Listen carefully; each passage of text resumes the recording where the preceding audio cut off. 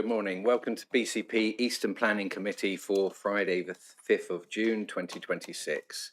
If we open up with housekeeping, please. Yes, thank you, Chair. Please note that this meeting is being recorded by the Council for live broadcast and will be published on the Council website for a minimum of 6 months. The meeting may also be recorded or streamed for live or subsequent broadcast by members of the public, although ultimate discretion in this matter lies with the Chair.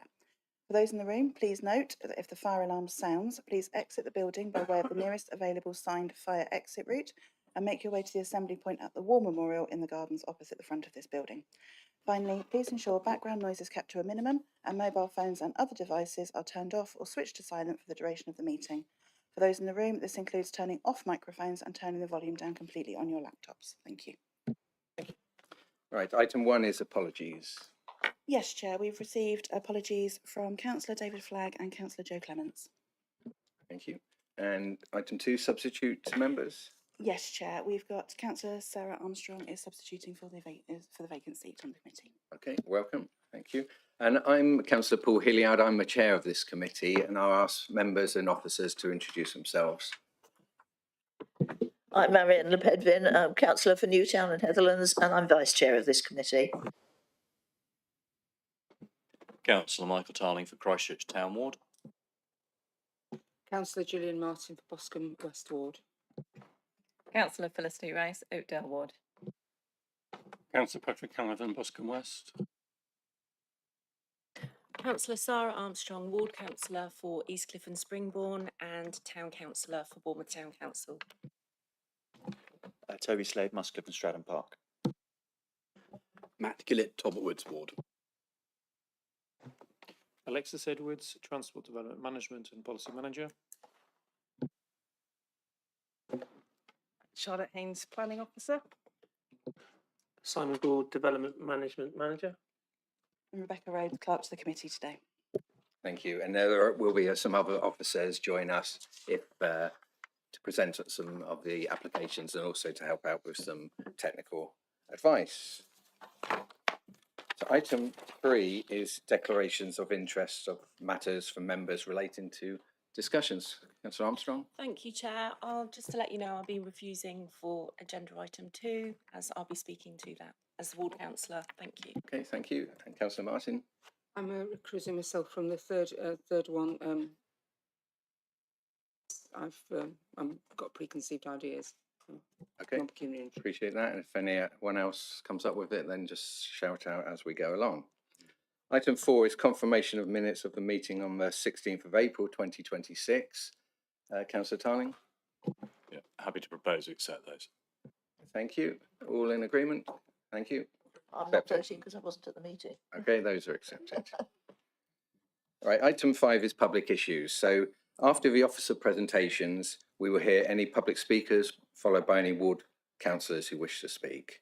And that leads us into item 6, which is schedule of planning applications. And 6A is the theme park, Meriton Lane, Christchurch. And Mr. Gould. Yeah, thanks, Chair. Just before you potentially move to Charlotte to do the presentation, I just wanted to do a quick update on this application. There has been some sort of recent developments since the publication of the report. The applicant has changed their planning agent. They've come on board and they've sought to engage with Charlotte to try and address some of the reasons for refusal that are set out in her report. This has resulted in the submission of new information as recent as just 2 days ago on Wednesday of this week. Given the relatively late nature of that information, we as officers have not had the time to fully digest it, to consult on it, to potentially republicise if we felt the need to. So I would draw members' attention to the addendum that was published yesterday. And so what we've done is we've provided a summary of what the applicant has now submitted, which essentially seeks to try and overcome those reasons for refusal, or in part to try and rebut some of the reasons for refusal relating to highway matters and impact on the Greenbelt. So, Chair, I just thought it would be useful to set out that obviously from our point of view as officers, it's not an ideal situation. Members can obviously consider to continue to hear the presentation and debate the application and vote whichever way they decide. Or one other option that members might want to consider is deferring the application back to officers to give officers time to take on board this new information and then to regroup and potentially come back to committee at a later date. Thank you, Chair. Thank you, Mr. Gould. I think that's useful. Councillor Tarling.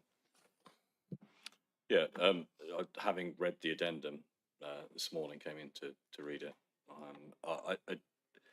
I think it's still worth discussing. The only thing that would concern me is if we decided something that could lead to an appeal. And I note that there's currently an outstanding appeal against enforcement.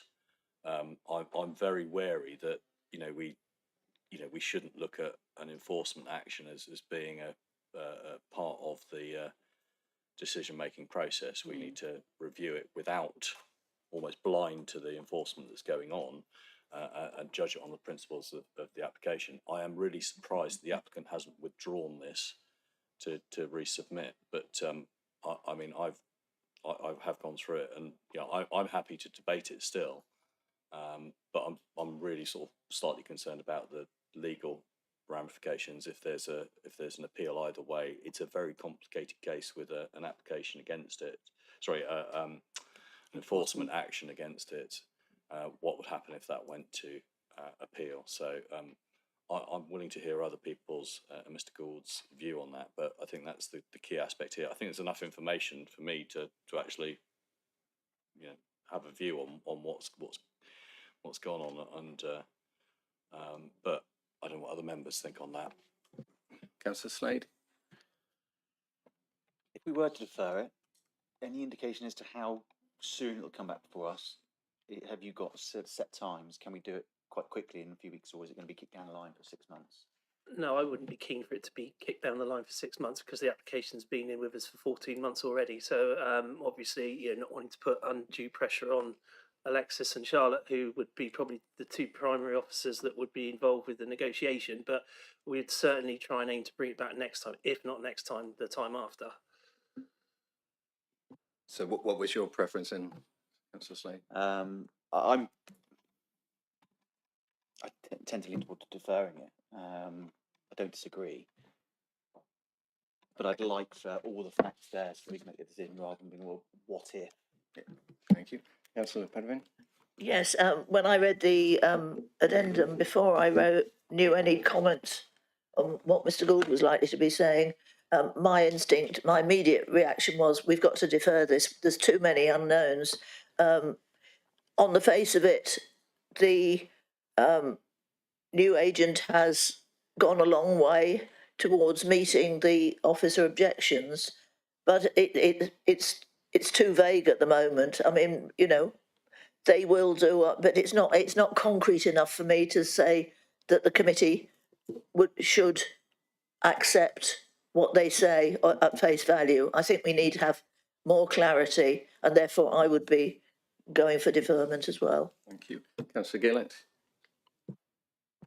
I was just wondering if the officer of the case had any specific views on whether it would be better to be deferred or not.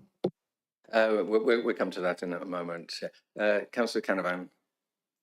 Yeah, happy to defer it, Chair. What's concerning me slightly about doing that is, and I would just seek clarification. Let's suppose we do defer it. What then happens if the officer view changes? Will it come back here irrespective? That's what I would be keen to be reassured about. If the officers were to change the recommendation, for example, would it still come back to committee? Because I think that's important that it does come back here. So I would appreciate some help on that. Okay, if no other members want to speak on that. Mr. Gould, did you want to come back? Yeah, thanks, Chair. There is a councillor call-in. Obviously, Councillor Phipps has called the application in. So if it was deferred and it came back to officers, and as a result of the new information, officers found themselves in a position to recommend approval, then we would still look to bring it back. Did you want to give an officer view on the options of deferral or carry on, or is it not really appropriate? It's a member decision. It is now a member decision because we're here at committee. Sort of speaking in defence of the officers, it's a slightly unfortunate situation to have all this new information and not much time. The devil is often in the detail, so I think you could sort of maybe glean my preference.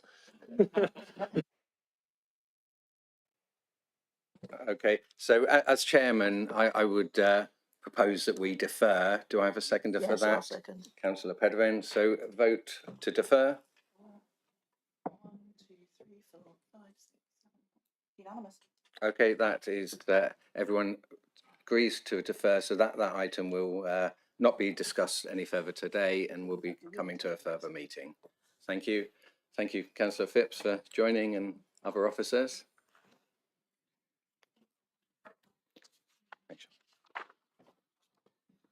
Right, item 6B is 426432 Holdenhurst Road, Bournemouth, and the officer is Mr.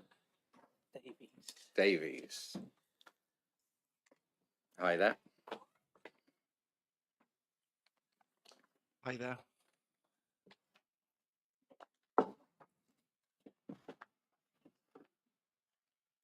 Can you just confirm you can see that on the screen? Yeah, we can see that. So when you're ready, thank you. Brilliant.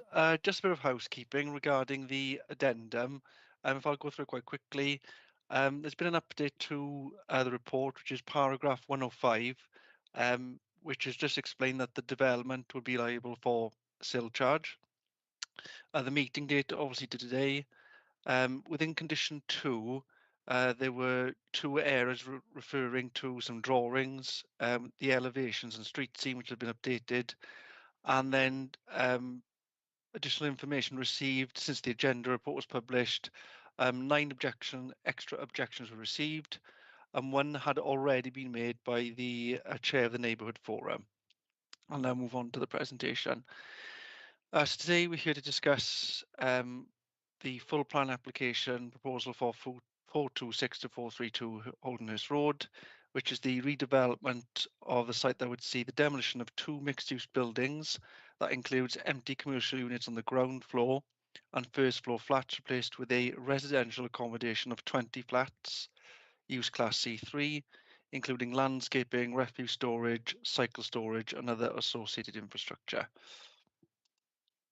So the application site seen here with the red star is located in the north east of the East Cliff and Springbourne ward. As per the 2012 core strategy, page 23, the site is located within the district centre and is located on a key transport route. So as per the image, this is the overhead shot of the site. The site is directly off Holdenhurst Road to the south. To the left or to the east of the site is Jefferson Avenue, and to the right or to the west is Curzon Road. The Breath of Life Church, or the heritage asset, can be seen in this image to the right and will be discussed further on in this presentation. As per my previous comments, the application site is south of Holdenhurst Road, with Jefferson Avenue to the east and Curzon Road to the west. Other properties that overlook this property include the block of 2.5-storey flats opposite of Richmond Park Close and Egerton Gardens. So viewpoint 1, the site, as I've mentioned, sits on the southern side of Holdenhurst Road. It currently comprises of 2 detached properties that were originally constructed as pairs of semi-detached villas, both with office space on the ground floor with 5 residential units on the first floors, forming part of a row of matching 2-storey properties. The existing buildings, as you can see, include brick finishes of red and buff colours and bay features set within forward projecting twin gables at first floor level. So there's currently a access off Holdenhurst Road to a rear car park. As you can see, a bus stop sits at the front, as well as a set of traffic lights and crossings directly outside of the site. Concerns have been raised by the local councillor with regards to the bin situation, whereby the bins left on the street following collection. And as you can see, this is predominantly on the front of the site here. Viewpoint 2 here, this is the corner of the site looking west with the adjoining property boundary of 434 Holdenhurst Road. Viewpoint 3, the opposite corner looking east with property boundary of 1 Curzon Road 3, 5 and 7 Curzon Road. So viewpoint 4 here, this is stood at the rear boundary facing north, rear of the properties of 426 and 432, with a car park and the adjoining properties in the western boundary. Viewpoint 5, this is the rear of 426 Holdenhurst Road. A viewpoint here of the boundary of 426 Holdenhurst Road and boundary of 434, 1, 3 and 5 Curzon Road. This is stood on the eastern boundary facing west. You can see 1A Jefferson Road on the left-hand side here. Another viewpoints here are stood in the centre of the site, viewing west, which is 1 Jefferson Road boundary, and then looking east, 9 Curzon Road boundary wall. So we now move on to the proposed site plan. So the site sits back slightly off the pavement to allow some front amenity space with private patios and some green space. The access to the bins storage facilities also off the front of the site. There's access to the rear on the western boundary, which allows access to the rear and cycle storage facility on the southern boundary. It also allows access to green space and shared amenity areas for the occupants. This green area here is allowed for the RPZ zone of a neighbouring tree, which we've just seen. And so this is what you see in front of you here is the original submitted proposal that included 26 flats. It was explained to the applicant at the time that this wasn't acceptable as concerns were raised from the previous refused application from 2023, which was still valid. Following comments by myself, what you see before you here is the amended proposal. The image here shows the outline of the current buildings on site. The purple line illustrates the original submitted proposal. As you can see, there's been a reduction of the roof. It's become less domineering. The step up on the left and right hand side is a softer approach to the neighbouring properties. And the buildings increase distance from neighbouring properties. So this image here is the full amended proposal. As you can see, there's been improved external materials, amenity space for occupants. There's less intrusive in the half-storey roof space. As I've mentioned, a softer step-up approach on both sides. There's easier access for emptying bins, which allows less clutter on the street scene. The bulk of the building has been reduced. The image before you here is the cycle storage facility located to the rear. With regards to other buildings within the area, some have been picked out here. The site sits within a district centre near a busy distributor road. Following a site visit, I believe that the site suits a higher density scheme, which has seen similar high densities built opposite the site, which are 381 and 383 Holdenhurst Road and 1 to 12 Egerton Court. Other buildings to note are 5 and 7 Curzon Road, which are of 3-storey. The Breath of Life Church of Holdenhurst Road, which is 13 metres in height, and 379 Holdenhurst Road and 1 to 3 Richmond Park Road. These are other examples of the buildings opposite the site. Here before you, we now have the floor plans. So the image illustrates the ground floor, which has 6 flats, which are 1-person, 1-beds, a bike storage facility for 4 bikes, and a bin facility. Access is via the front door into a central corridor with a lift and staircase. Access is also via the rear. The image before you here illustrates the second and the half-storey or third floor as it's described here, which are 6 flats, 4 1-person, 1-bed flats, and 2 2-bed, 3-person flats. With regards to the flat sizes,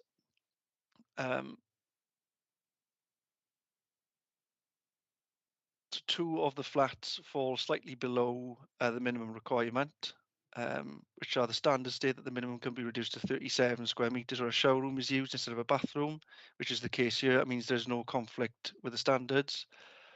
Both of those flats, as I've mentioned previously, have access to a private amenity space, including a patio area. The other 18 flats exceed the national minimum space standards.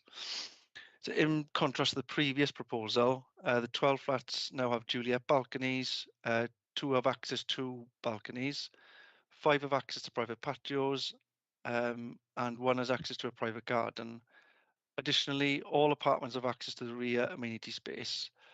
To summarise this proposal, it complies with the core strategy policies mentioned in the report and recommends approval. Thank you very much. Okay, thank you, Mr. Davies. So we'll now go to speakers, and first of all, objectors. Thank you, Chair. The first objector we've got to speak, the only objector we've got to speak, is Adele Hartwell. She can't be here today, but I've got a statement to read out on her behalf. So this is a formal planning objection for the proposed redevelopment of 426 428 Holdenhurst Road, Bournemouth. I am writing to submit a formal objection to the proposed redevelopment of the Class E site at 426 428 Holdenhurst Road into a 4-storey block of 20 apartments with 0 parking provision. While the need for affordable housing is recognised, the specific proposal represents an ingenuous overdevelopment. Its scale, density and layout creates severe safety, infrastructure and amenity issues that conflict with local and national planning policies. The core grounds for objection are outlined below. 1. Severe highways impact and unrealistic 0 parking assumptions. Highways safety. Holdenhurst Road is a heavily trafficked urban artery with strict parking restrictions, including zigzag pedestrian crossing markings directly outside the site. A 20-unit development will generate constant delivery, maintenance and visitor traffic. Without legal stopping options, these vehicles will block primary traffic lanes, endangering motorists, cyclists and pedestrians. This creates a severe residual cumulative impact under MPPF paragraph 115. Displaced parking stress. Assuming 20 households will own 0 vehicles is statistically unviable. Overspill parking will push adjacent residential side streets such as Jefferson Avenue to a breaking point, compromising local amenity. 2. Failure of refuse servicing and emergency access. Inadequate waste management and BCP refuse vehicles cannot safely or legally stop on this stretch of Holdenhurst Road because the site lacks an internal servicing yard or rear thoroughfare. There is no viable infrastructure to handle the communal waste management. Emergency access. The lack of stopping facilities directly outside the building footprint compromises crucial emergency services access, violating the mandatory operational deployment distances required under the Building Regulations 2010, requirement B5.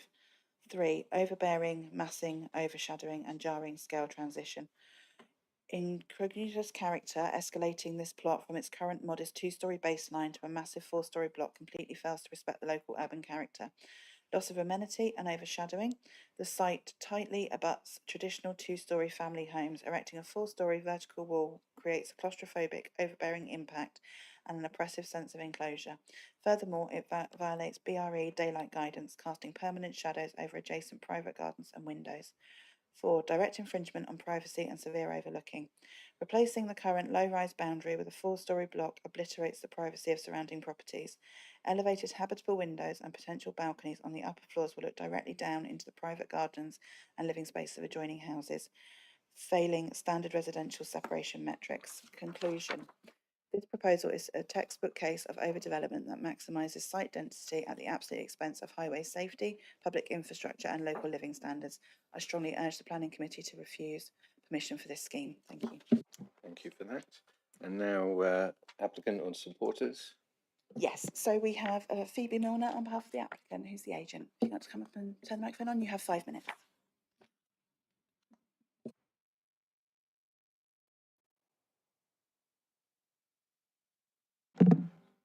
Good morning, councillors.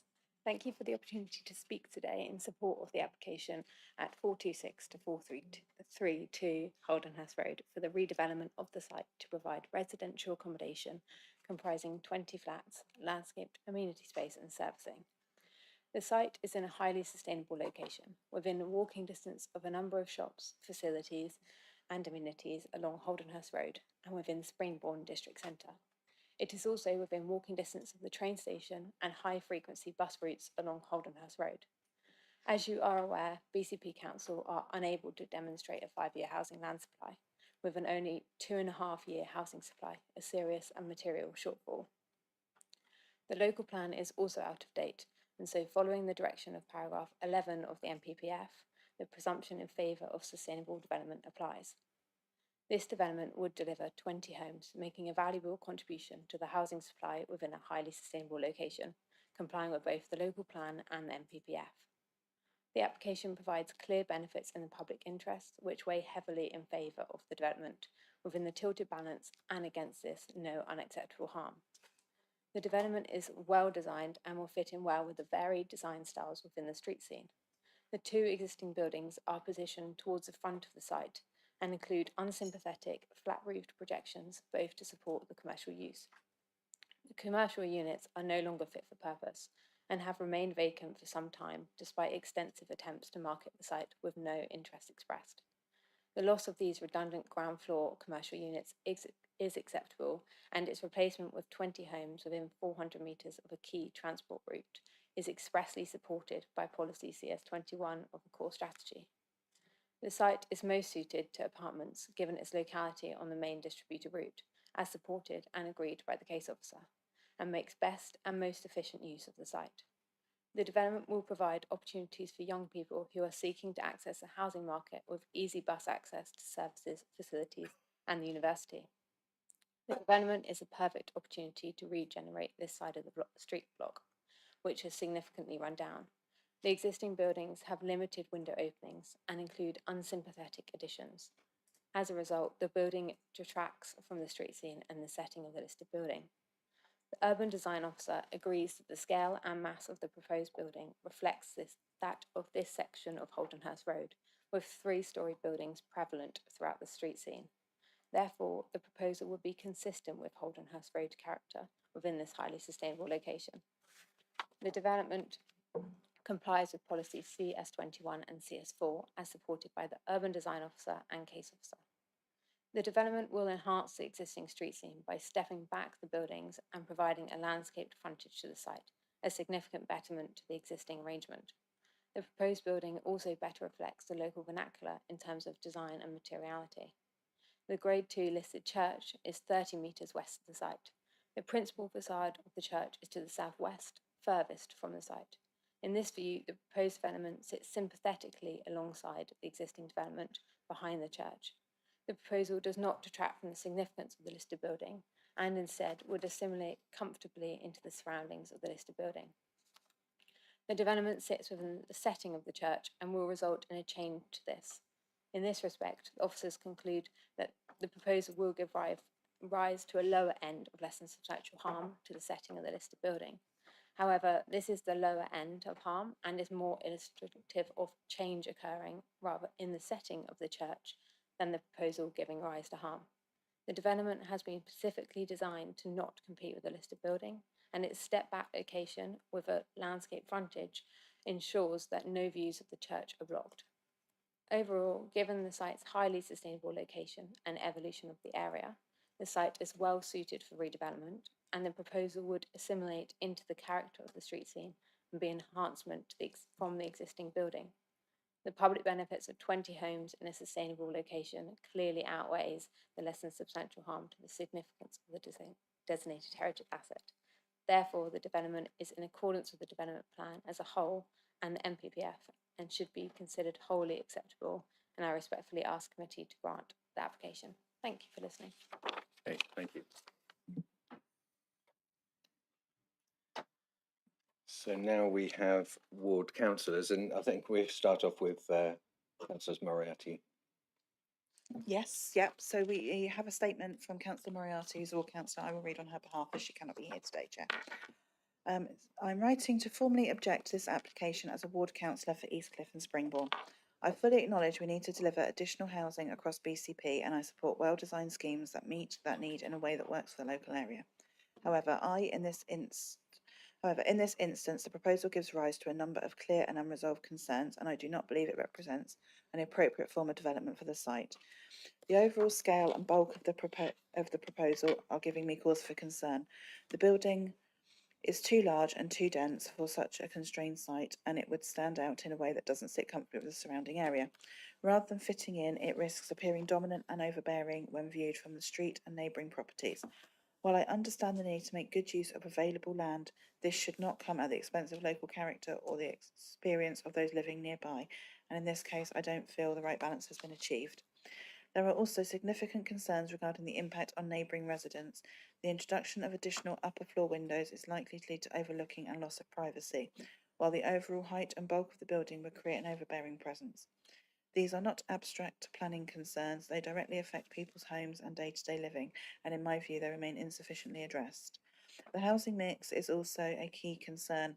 The scheme is mainly made up of one-bedroom flats with only a small number of two-bedroom units and no meaningful provision for larger homes. In Eastcliff and Springbourne Ward, where there is already an exceptionally high concentration of smaller and transient accommodation, this does little to create a balanced or stable community. Instead, it reinforces an existing pattern that many residents feel is already placing strain on the character and cohesion of the area. The impact on well-being and quality of life for both existing and future residents is particularly concerning. This part of the Eastcliff and Springbourne ward already has very limited access to green space, especially for those living in flats without private gardens. Yet this development, despite increasing density significantly, provides no meaningful outdoor space or contribution to local green infrastructure. In an area like this, access to green space is essential. It provides somewhere for children to play, for people to exercise, and for residents to step away from the pressures of a dense urban environment. It supports mental well-being and offers opportunities for correction within the community. Without any meaningful provision as part of this scheme, more residents will be relying on the few public parks in the ward. Parking is a particularly serious concern. The proposal provides no on-site parking, which for a development of this size is just not realistic. Holdenhurst Road and the surrounding streets are already under significant pressure, with residents frequently struggling to find spaces. This becomes even more acute on AFC Bournemouth match days, when overspill parking places additional strain on the area. This is set to increase markedly due to European qualification and development of the stadium. Residents in the Eastcliff and Springbourne ward have made it very clear that parking is already at or beyond capacity. Introducing a development with no parking provision will inevitably push additional demand onto surrounding streets, increasing congestion, leading to unsafe or obstructive parking and making daily life more difficult for those who already live here.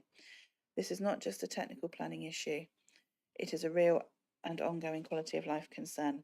Taken together, these issues, the scale and intensity of the development, the impact on neighbouring amenity, the poor housing mix, the lack of meaningful green space, and the real pressures on parking, represent significant and unacceptable harm.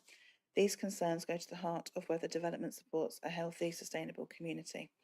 While provision of housing is important, it must be the right type of housing in the right place, supported by the infrastructure and environment that people need to live well. In this case, I do not believe that standard has been met for the residents of Eastcliff and Springbourne ward. For these reasons, I respectfully request that planning permission is refused. Okay, thank you. And last but not least. Yep, Councillor Armstrong, if you want to come up to the table, please.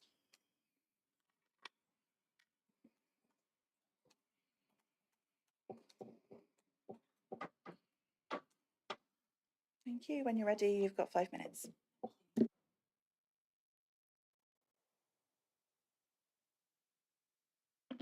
Thank you very much. Chair and committee, I do not support this proposal as it stands.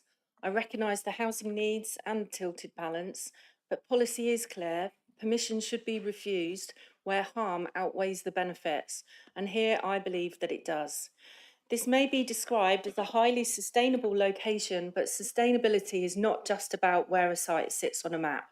It's about whether people can live there safely, healthily, and realistically, and the evidence here shows that they already cannot.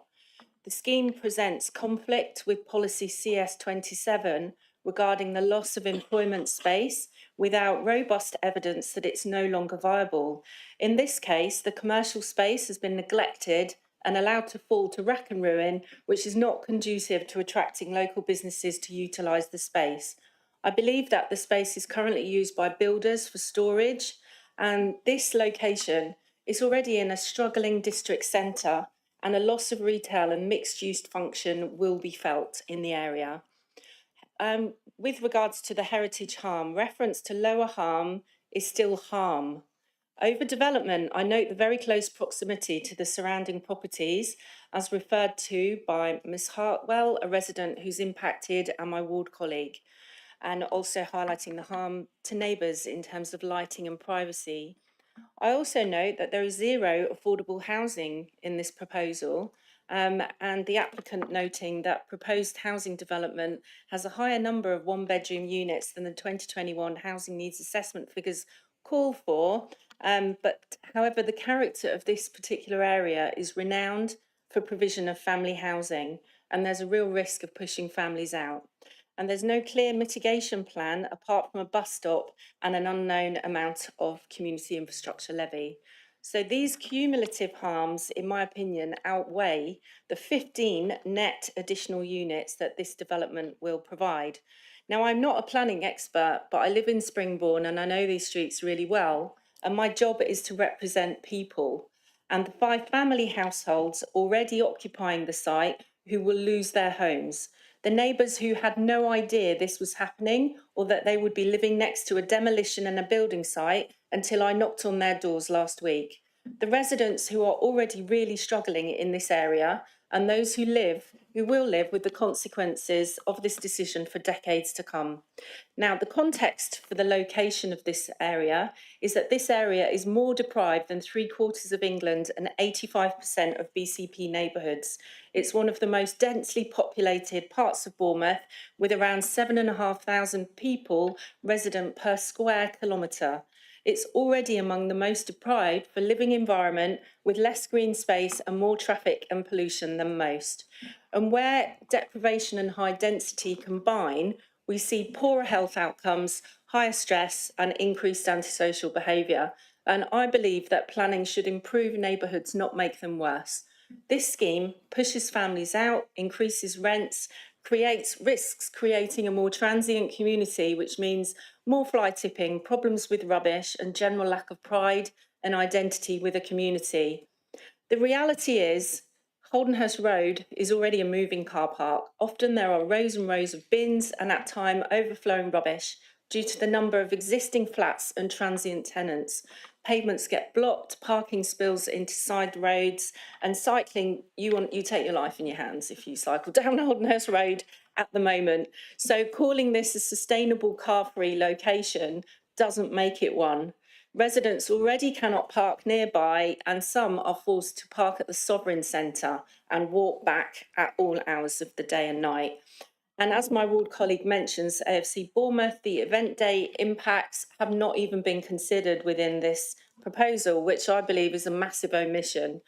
The reality is that new residents in this block and their visitors will come with cars. Bus services are not frequent enough. The area is currently not set up for sustainable living.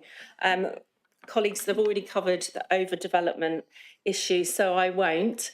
But I will highlight that there is a presence of already too many tall buildings, and in a confined space, this can worsen pollution by trapping emissions at the street level. I also want to highlight the buildings across the street that were mentioned as being in alignment with this proposal. Well, they are very different because they were obviously planned and they have green space and parking.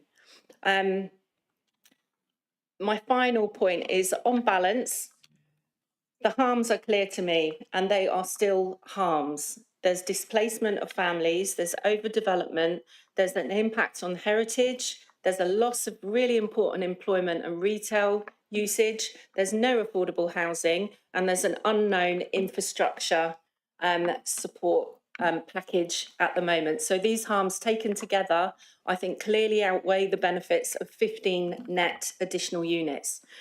This proposal doesn't support regeneration that is so desperately needed in this area. It locks in the problems that we are really trying hard to solve in these neighbourhoods.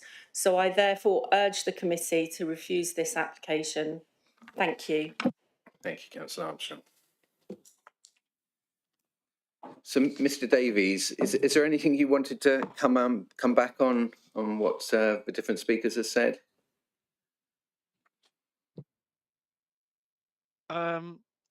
Yeah, I mean, a lot has a lot has been pointed out in the report.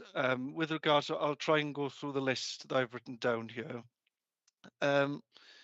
With regards to parking, obviously it's been reviewed by the local highway authority. There have been no objections. I've asked myself for just some more detailed points, if it went beyond what was in the report.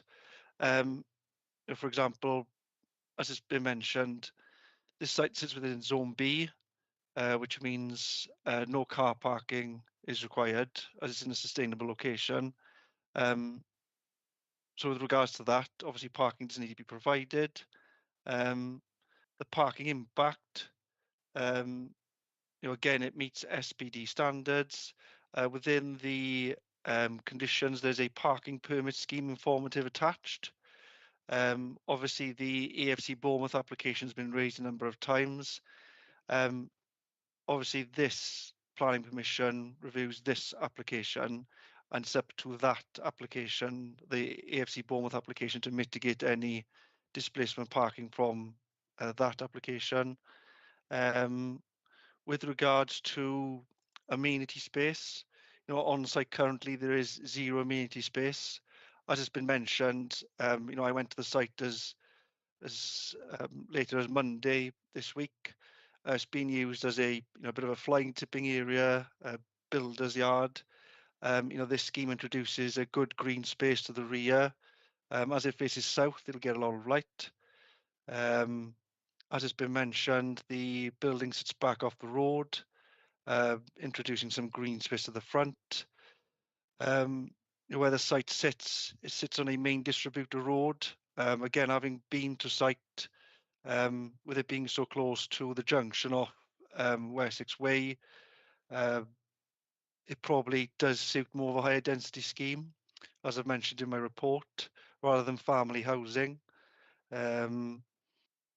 With regards to the heritage asset, the site does sit back off the road, as it's been mentioned, to try and preserve that viewpoint. As I've mentioned in my report, there is some harm, but I don't believe that it's there to outweigh the benefits, as the main preservation of the churches from the southwest. That's obviously been kept. With regards to the bulk and height, it has been reduced, as I've mentioned, in scale. With regards to the area, this is a densely populated area, so some overlooking is obviously expected. And with regards to the type of accommodation, as I've mentioned, from a site visit, this is probably better for a high density scheme, and this area is an alien to smaller schemes. For example, 387 to 389 Holdenhurst Road has 6 one-bedroom flats. There's examples of one-bed flats in 2 Richmond Park Close, 6 Richmond Park Close, and 381 Holdenhurst Road. Okay. Hopefully I've covered a lot there. Yeah, that was useful. So we're open up to members' questions. Councillor Rice. Can I get clarification on the size of flats that are currently there, the number of bedrooms? So, Mr. Davies, have you got the map of or a plan of the existing, or do you just know are they 1 bed or 2 bed, the 5 flats?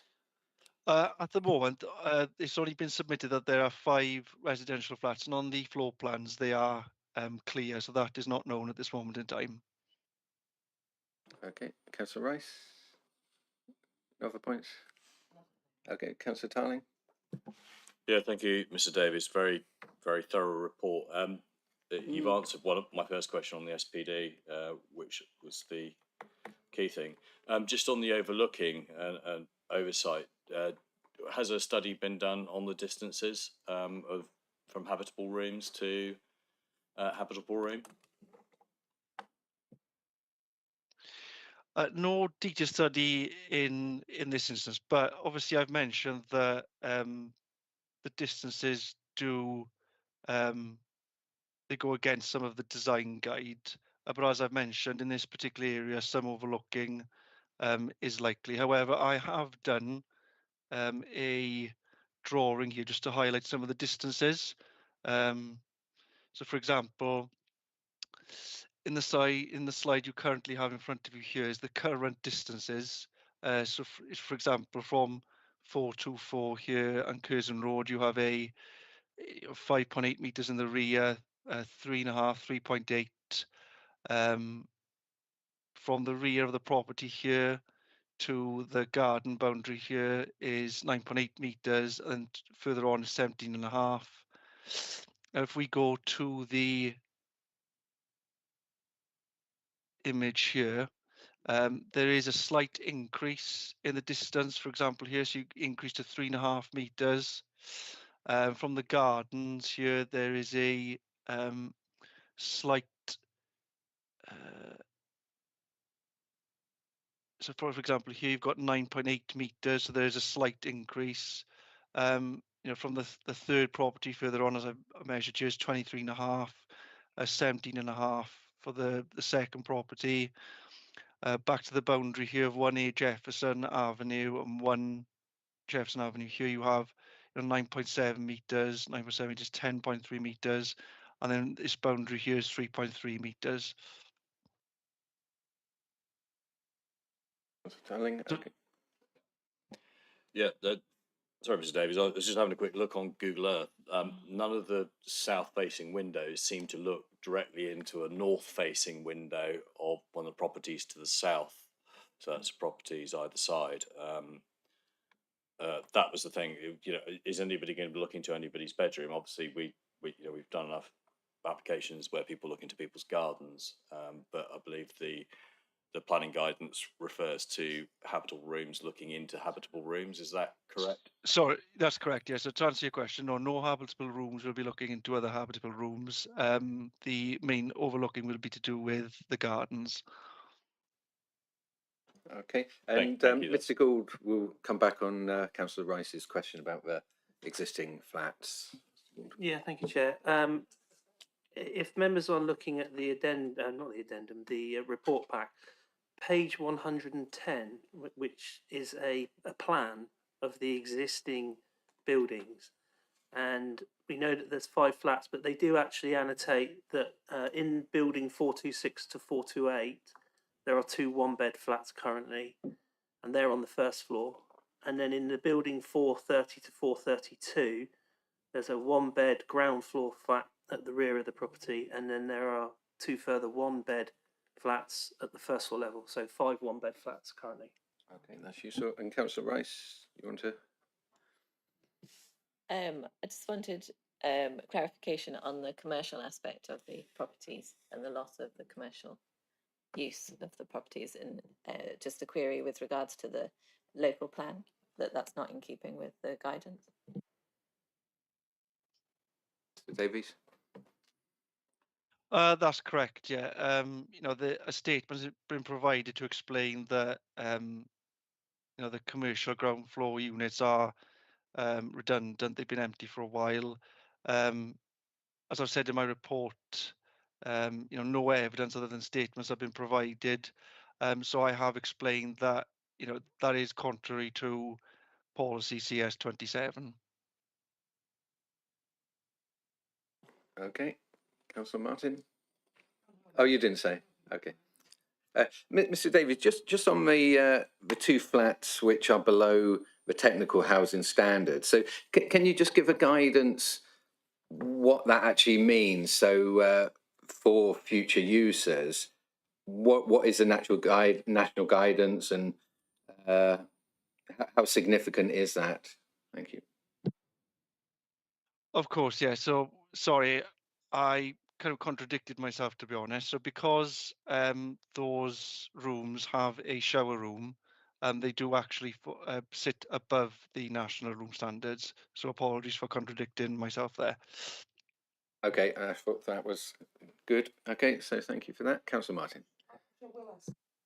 Well, my biggest concern is that's quite a busy bit of road there, and where are delivery vans going to stay? You know, like Ocado or Tesco. List isn't exhaustive, but you know what I mean. And also Deliveroo and things. You know, where is there somewhere for them to stop? Because if they stop on the road, it's right by the bus stop as well. It's going to create traffic chaos. Well, goods are delivered, and that's quite a freak. There's 20 people in there, 20 homes in there, and it's going to create quite a bit of chaos. So, what is the provision for them to stop? Well, Mr. Davies, if you want to come in, I think we saw from a picture, and the picture you've got now, there are road restrictions on parking. So would it be an enforcement issue? Of course, yeah. I mean, I get this query quite a lot. Again, I've trying to go beyond the means of just a response from the highway team just to discuss it. And if I go through some of the points you raised, hopefully that'll answer that query. So, for example, there's no scope to provide a loading bay in front of the site.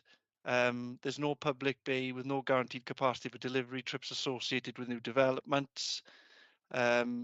This arrangement mirrors a majority of existing properties along Holdenhurst Road, including recently developed flats on the opposite side of the carriageway. There are sections of HR near the site where loading and unloading is permitted on double yellow lines. There are nearby short stay bays, parking bays are available, and side streets are also an option to stop. And then any stopping of vehicles in a bus stop or zigzag or pedestrian crossings can be enforced against. Councillor Martin, yeah. Well, my comment would be, if it's all very well saying it's enforced against, but who's going to enforce it? You know, it's, yeah. Yeah. Okay. Well, any further questions? not a planning issue. Okay. If there's no further questions, we're going into the debate then. So, Councillor Tarling. Yeah, and thank you for, I'll say again, thank you for a great report, and thank you for your responses, Mr. Davis, to the questions. I hear the two councillors' comments, and the massing. I think something's been done, but it's quite evident that the street scene along Holdenhurst Road can do with a lot of improvement for the whole length, and the closer you get to the east, the nicer the aspect is, and I think this sort of creeping improvement should be welcomed, and the creation of a bit of frontage, albeit a very small bit of frontage, setting back. I actually think the aesthetics of this is to be commended. I do agree that, you know, a lot of these developments, we say I'd like to see it a story lower than it is, but we've had the similar sort of developments before in this committee where we've looked at increasing the story height. There's definitely an improvement on the previous application, the bulking and massing, but I do think that there's quite an improvement here. Regarding some of the other comments made about, I'm looking at the two flats which are potentially under the size, but they have a shower room instead. They look like a habitable space. They've got a reasonable aspect to the north. Flats 3 and 4 look to be fairly okay. So yeah, I'm struggling to find a grounds for proper objection. The overlooking thing, again, I've had a brief look at it. There isn't any window to window. You know, quite often when you look at streets of this thing where you've got one street backing onto another, back-to-back gardens, and that is an issue. This is the views are going to be looking down the backs of the neighbouring streets, and no sort of direct overlooking into habitable rooms. Appreciate there's a lot of privacy for the gardens of a couple of the gardens, but to the immediate, in fact, from that image there, you can see to the immediate south of this proposal, there is a large sort of back build there, which again would obscure any sight lines. So there's very few gardens. So I have very little to go against going along with the officer's recommendation. Okay, thank you. That's useful. Councillor Martin. I'd be very much inclined to agree with Councillor Tarling. There are no habitable rooms overlooked, and actually to look down a lot of, you know, the flats at the back, looking down gardens is quite a pleasant view. I just wanted to address issues about no green space. This Queen's Park is just a subway away. It's very close to there to get under the subway into, you know, where it used to be Fitness First. That's very, very close to there. And Kings Park's not that much further to walk. It's very well bused, which I think is, you know, there's a bus stop almost right outside. Couldn't get any better, really. My only reservation is that there's going to be, and I know it's going to be, he said, oh, we can police it, but is delivery vans stopping, which I think will be quite frequent, which will become a bit of a nuisance. But it's a can we kick down the road. It's not a planning decision. That would be my only reservation. I do like the Juliet balconies. Big shout out for balconies.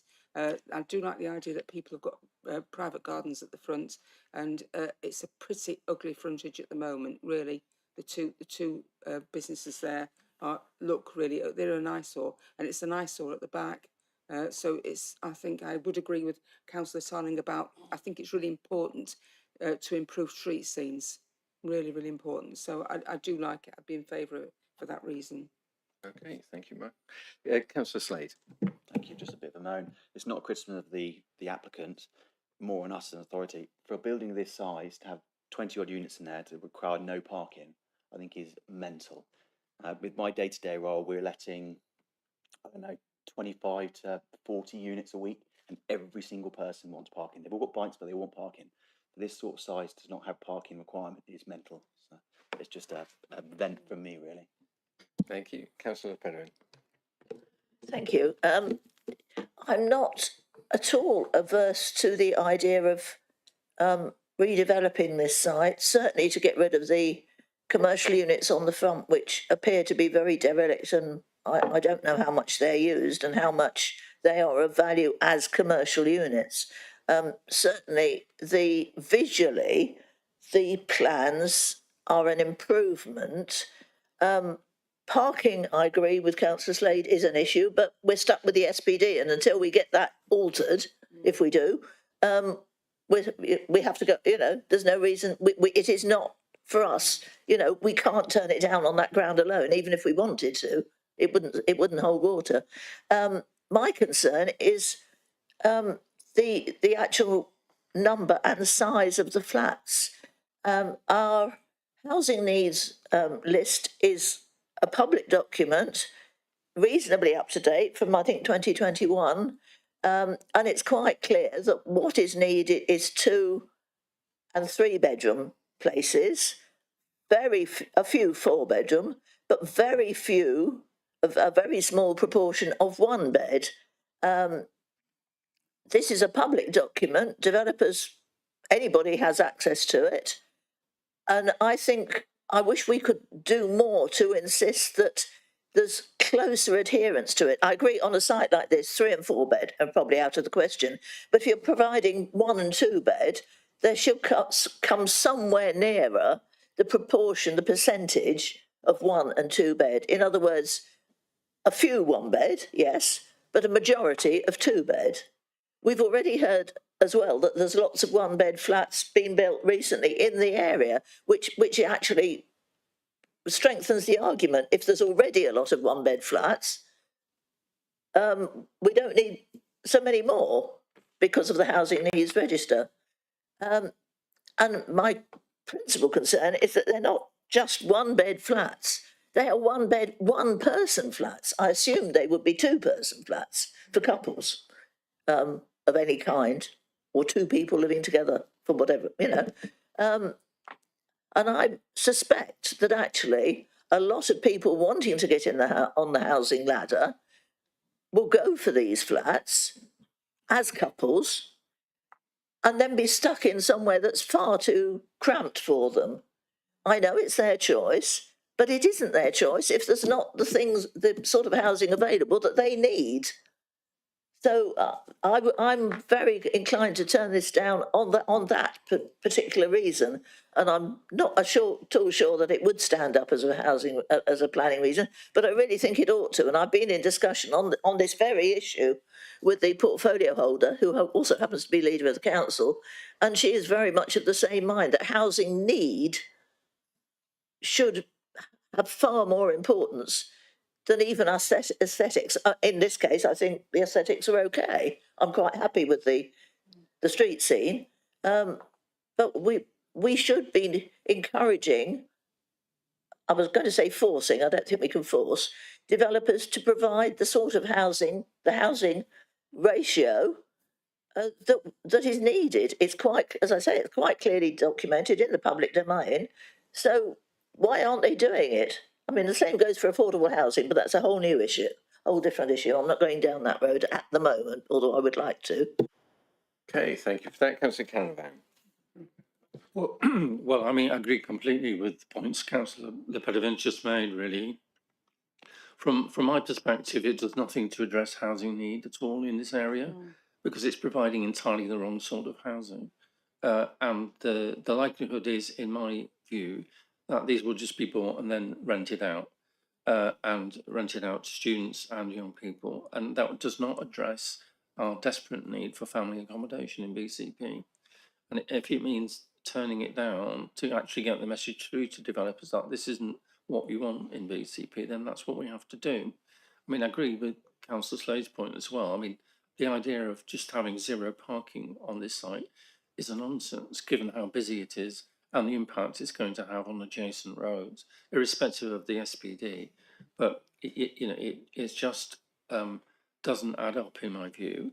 It's nothing to do with the design of the building. The building's quite attractive, and it certainly improves what's there at the moment. But it doesn't address the overriding issue, I don't think, of the impact it's going to have on the local community in terms of parking and traffic, and as Councillor Martin says, on deliveries, especially with it being so close to a bus stop. So I think there are a number of reasons why we would be able to turn this application down. So I'm very sceptical about approving this. Okay, thank you. I just asked Mr. Gould to come in on housing need. Yeah, thanks, Chair. So, I mean, you members all have obviously heard me talk about the planning balance regularly, and no application by and large is ever perfect, and there will be lots of different issues that pull in different ways in terms of policies. Obviously, Mr. Davies has set out why he feels that this is an acceptable scheme, and I don't think we should lose sight of the tilted balance that's referred to in the report. Obviously, this council can't demonstrate a 5-year housing land supply. So in terms of policies, then the NPPF, the National Planning Policy Framework, is saying that those policies that relate to the provision of housing are out of date. So it reduces their weight. And therefore the balance, the scales are sort of tipped more in favour of supporting housing schemes. Unless, of course, there are strong reasons to resist it, maybe relating to heritage or, but obviously Mr. Davies has worked through that in his report and concluded that on this occasion, the benefits that flow from a net gain of 15 units on this site outweigh any of these perceived harms, maybe the relation to the heritage asset and obviously in respect of the housing need. You've also heard from the agent for the application, and I know that they've penned a letter as well that sets out why they feel in respect to the housing need. Technically speaking, if you look at like Councillor Pedovan said, against the housing need, the scheme isn't quite stacking up in terms of the sizes of the units. But interestingly, we heard in the deputation earlier from, I can't remember if it was the ward councillor, that there was comment about this is still predominantly a family housing area. Actually, so if that is the case, then planning policies would say we should be striving to achieve balanced and mixed communities, as opposed to just maybe having an area which is all family housing. Okay, that's useful. Councillor Martin. Thank you. Basically, I'm agreeing with Councillor Pevin about the 1-bedroom situation, and it will become a trap down the road. At the moment, the Rental Reform Act actually favours 1-bedroom places, renting out 1-bedroom places, because there's a loss of Section 21. So it's if you're a landlord, it's safer to rent out a 1-bedroom place than it is to rent 2 or 3 bedrooms. In other words, a family home. And the market is actually slowly becoming flooded with 1-bedroom homes as a result of that, especially 1-bedroom homes to rent. So unfortunately, people will exhibit human behaviour. You try and control them, but it's actually it's also more lucrative for a builder to build 1-bedroom units rather than 2 bedrooms, because if you're not two 1-bedroom units together, you wouldn't get the same value as 2 separate 1-bedroom ones. So we're dealing here with human behaviour, and it's going to be a problem down. I agree with Councillor Pevin. It's going to be a problem down the line. But is it a planning issue?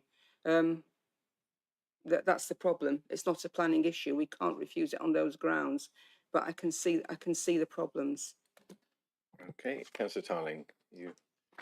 Thank you very much, Chair. I know I've spoken before. I'm going to make a move to propose, but just off the back of what's been said by other councillors, housing need, I agree 100%. The point's been made about it's young people that are looking to move in and having families. Well, happens the other way around. People split up, get widowed, and want to move into a smaller property and want to be closer to a bus route as well. So it's actually both ways. And I know this isn't a retirement necessarily proposal, but it would fit in with people going the other way. So it's not all about young people. Sometimes older people want single accommodation and downsizing.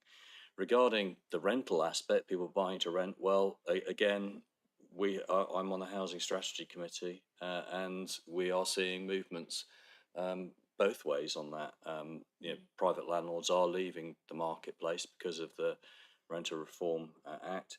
So whether they buy to rent or it's still going to be occupied by somebody, and that meets a housing need. Whether it's whether Councillor Slade gets to buy some of these and rent them out or not is up to him. But no, I propose we accept these plans as laid out. I'm struggling to find any other conditions that we could put in that are meaningful, but so that's my proposal. Okay, thank you. Councillor Gillett? I'd like to second that. I think just in terms of the lots of things which on the face of it are issues. I'm very annoyed by all these photographs showing lots of parking spaces around because there weren't any when I went down to look at the site. But I think within the context of what we have, I don't think we have any specific objections to it that we can sort of pin on to reject it. I think that in terms of the demand, I know I was in a meeting last week with a few of the sort of private equity companies that have properties in the area, and I know that they find that they can rent 1-beds in certain areas which are put up in the what they consider to be the optimum way for about £250 a week currently, and they're hitting sort of a fairly high occupancy levels on those, which actually is higher than some of the 2-beds that people see as more sort of traditional with parking, which are further away. That's in their opinion. So I just feel that in terms of what there isn't actually anything specific that we can say actually that we can turn this over on. Okay, so it has been proposed. Any new discussions, Councillor Rice? Just on I would just like to acknowledge the families that are currently in the flats, and any harm that sort of comes out of these situations. Unfortunately, we can't do anything about that as a planning committee, but I just wanted to acknowledge it, and the fact that they will be forced out of these homes with the development. The other thing was in terms of the height of it, the fact that there is no social housing being provided due to the viability of the site and the affordability. I would personally we've got quite a range of views on this committee, but I would personally be preferring seeing a higher block of flats in order to provide social housing as well as a part of a mix within this scheme. Obviously, we're not being presented with that today. In terms of the sustainability of transport, I'm supportive of it not having car parking.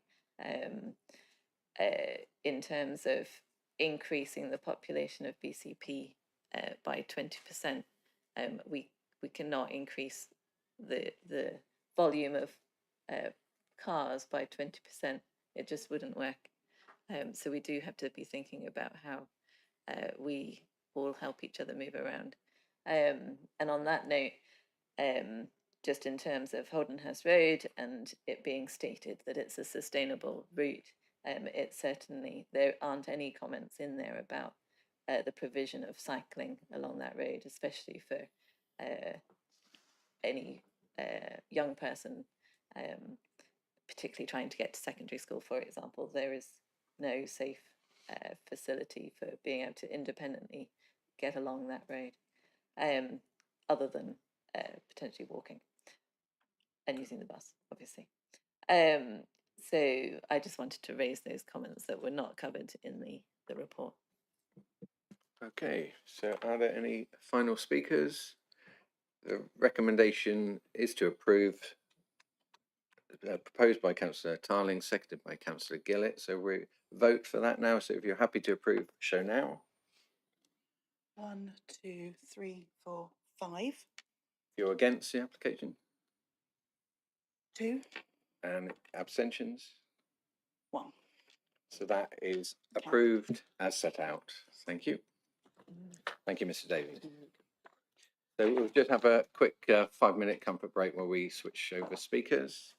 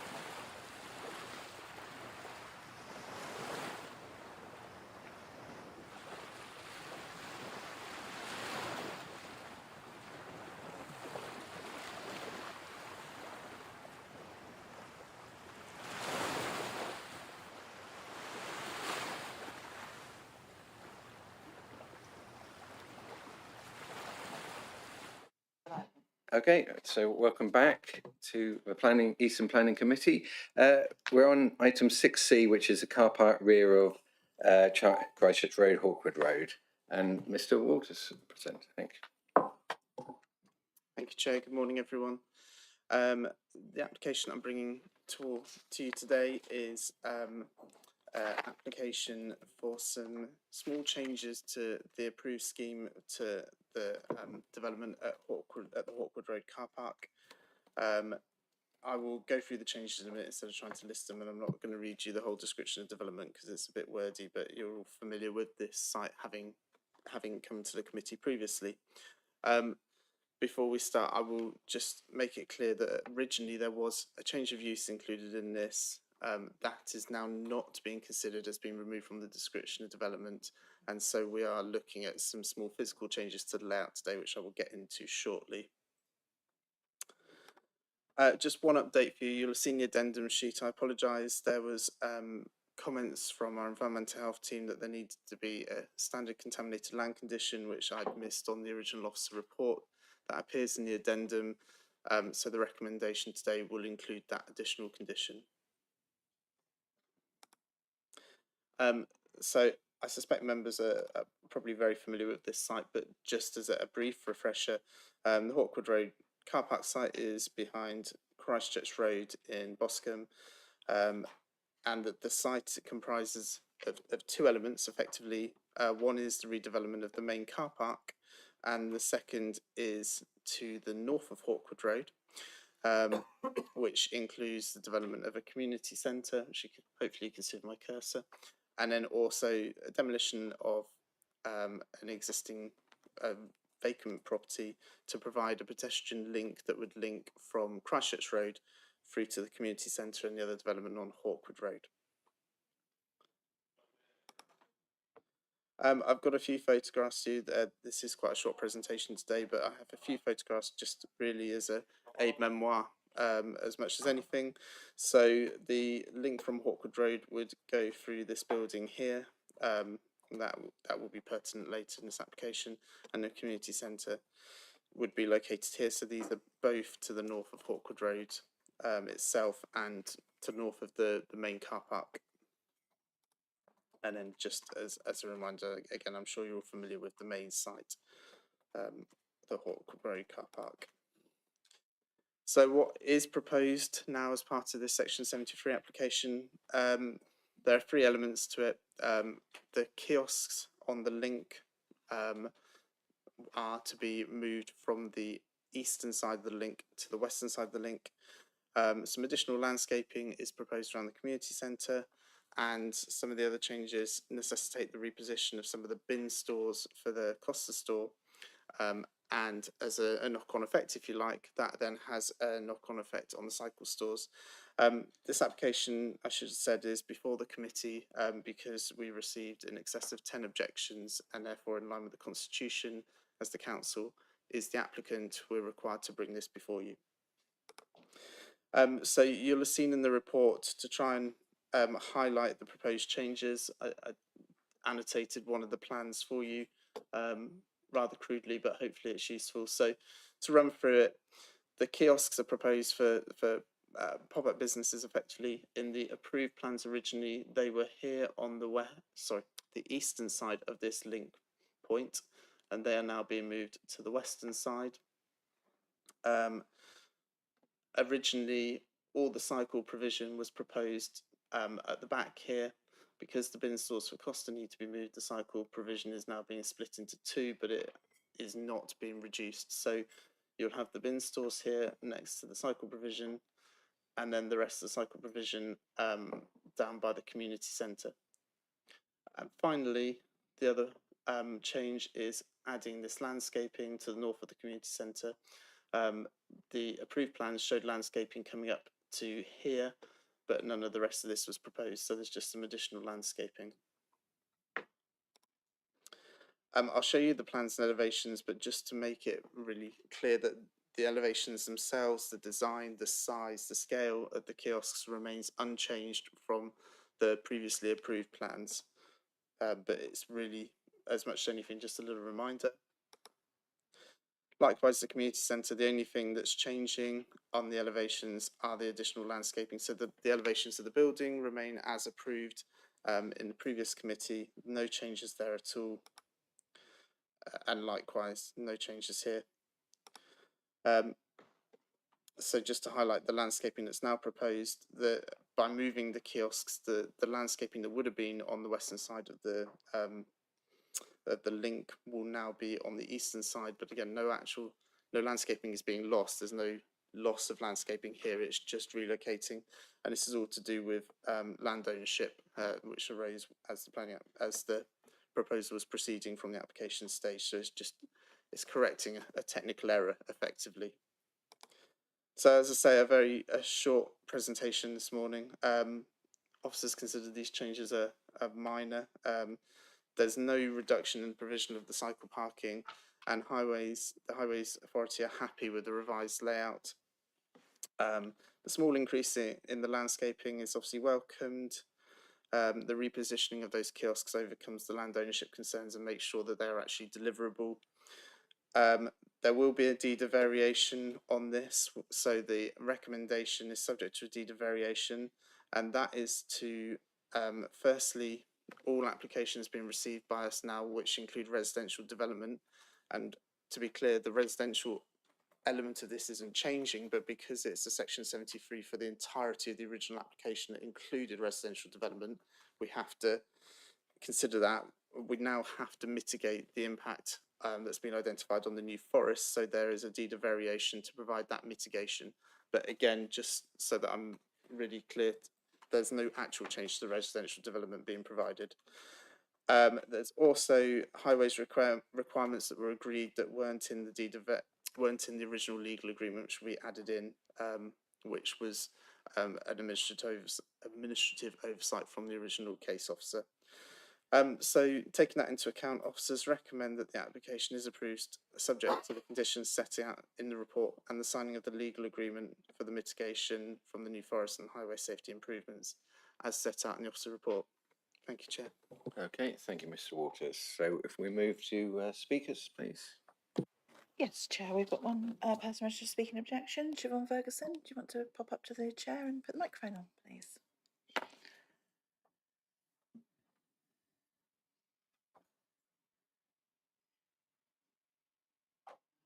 The one nearest to you. Yes, lovely, you've got 5 minutes. In 2021, on a Zoom call with Wayne Hemingway, local businesses were shocked when told the cost of Boscombe regeneration was losing Hawkwood Road car park. Businesses said Boscombe must keep it. And then there was a consultation and the residents said, we need it. And as Future Places did and the council did at the time, the consultation was ignored. BCP's planning report says Hawkwood Road Main has 389 spaces plus 39 at Hawkwood Road 2. The scheme only keeps 49 to 51 public spaces, creating a net loss of 377. The car park says residents, traders, beach visitors and the O2 Academy. Hawkwood Road was created to replace beach parking that had been sold for the Honey Chime development. There is weak parking evidence. The parking survey used was mainly from October 21 during COVID in the winter, when normal visitor, nightlife and event demand did not exist. Relying on Kings Park, well, they've moved it because it's nowhere near 10 minutes walk. The report says that Kings Park car parks are severely underutilised with maximum occupancy of 5% and could absorb overflow. But there is no current park and ride. Not everyone can cycle, scooter or walk from Kings Park, especially older people, disabled people, parents, women leaving evening events or vulnerable people. Football pressure. Kings Park is not spare capacity. BCP has approved Vitality Stadium expansion to over 20,000 seats, while stadium parking falls by 44 spaces, with some parking hospitality only or pre-booked. Was Kings Park tested on match days, summer beach days, evenings and gig nights? The Sovereign Centre, which is the only car park that will be left, is privately owned, not public infrastructure. Residents warn around a third of the spaces are unusable due to poor maintenance and structural problems. It closes in the evening, so it's not suitable for the 1,800 capacity O2 venue. AFC Bournemouth now directs supporters there for match parking, so that double counts strained parking. and the street parking in Boscombe is always full. Transport cuts. The original pitch promised better links between Boscombe, Folkestone Station and the seafront. The June 2025 Towns Fund minutes say the project can now no longer deliver the full 3.4 million improvements and is reduced mainly to a 20-mile-per-hour scheme. BCP has also approved phased withdrawal of council bus subsidy funding from May 2026. So that's the beach bus gone then. That was only funded for a year and was stretched to 2. Density. Boscombe West is already BCP's densest ward. 8,863 people per kilometre squared, over 3.5 times the BCP average. There's too many flats. Census 2021 shows 90% of Boscombe West households live in flats, masonettes or apartments, compared with 37% across BCP. Hawkwood adds 68 flats, 22 one-beds, 16 two-bed, 33 bed. The neighbourhood plan wanted 50% 3-bed or larger, 40% 2-bed, 10% one-bed, while resisting HMOs. That means 7 one-bedroom flats, not 22. Infrastructure. June 25 minutes recorded sewer survey finding 12 fractures, pipe dips and 9 obstructions causing flow problems in the sewerage. Unsecured benefits. The NHS has not signed a contract for the medical centre. BCP wants commercial flexibility. But August 24 Strategic Town Fund minutes warned retail use was not advised due to high street vacancies and office use was not advisable due to the lack of parking provision, which is basically going to take out business for the whole area. And the community centre, nobody's even been approached. Both Road Community Centre has closed because the private operator couldn't run it. There's no sustainable funding for that. These are just white elephants, just to sort of to try and push this through. And there are other venues in the area that could be used as a community centre. The planning should protect amenity, safety, accessibility, infrastructure and local vitality. I can find no proper evidence that this will increase regeneration. As a homeowner and taxpayer, and making the area a complete parking desert will decrease house prices, and it's a real harm to the community. This is not free money. I know they're rushing it through without getting these declarations of interest or getting any leases done. And they're rushing this through so that they can get this funding. This isn't free money, it's taxpayer money. We're paying for this. We're paying for you to completely destroy our lives. I can't cycle. I'm not interested in cycling. I have arthritis in my back and my feet. I don't have enough disabilities to qualify for a blue badge. But with you taking away all parking from the area. Can I just ask you to wind up now, please? Yeah, okay. Yeah, that's all I wanted to say. Just saying, this is not for women. It's there's no evidence. The evidence created by Future Places was completely flawed, and you know, and some of them almost fraudulent. And it was supposed to be paused, according to the council, until all of this can be looked at again. And yet here it is on the table again, getting rushed through just to get funding, which presumably will be spent in other parts of the borough. Okay, thank you for that. Thank you. Thank you. Thanks.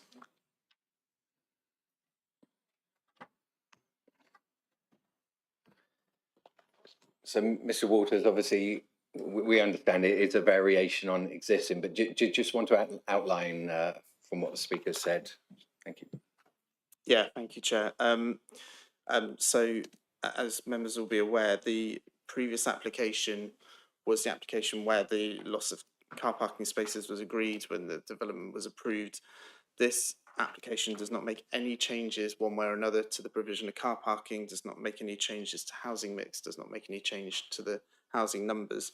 As I said initially, the application did include a proposed change to the use of the ground floor of Unit A, which is the medical treatment centre. That element has been withdrawn. So just to really kind of underscore that the only elements that are being looked at are these changes to the layout at this point. I think I'm trying to think if there's anything else that I need to